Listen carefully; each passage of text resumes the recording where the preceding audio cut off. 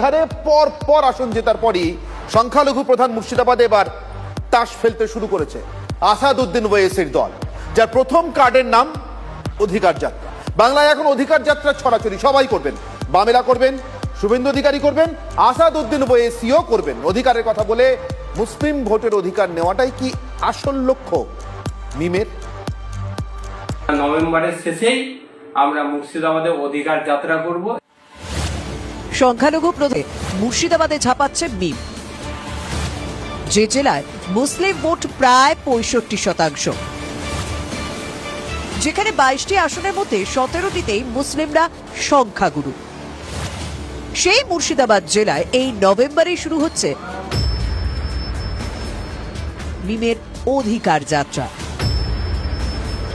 যাত্রা শেষে মুর্শিদাবাদের সভা করার কথা হয়েছে। নভেম্বরের শেষেই আমরা মুর্শিদাবাদে অধিকার যাত্রা করব। এই যাত্রা মুর্শিদাবাদের 22 সিটে আমরা পৌঁছাবো এবং বীরভূম, মালদহ, উত্তর দিনাজপুর, দক্ষিণ দিনাজপুর এই যাত্রা 1 মাস আমাদের যাত্রা চলবে। বিহারে ফল পেরোতেই মুর্শিদাবাদে মিমের পার্টি অফিসে বাড়ছে ব্যস্ততা, বিশেষত তৃণমূল ছেড়ে মিমে যোগদানের প্রবণতা বাড়ছে। লোহা গরম থাকতে থাকতেই অধিকার যাত্রা এগিয়ে নিয়ে যেতে চায় ওয়েসির দল। মিমের এই গাঝারা ভাব কি গাত্রদাহের কারণ হতে পারে তৃণমূলের?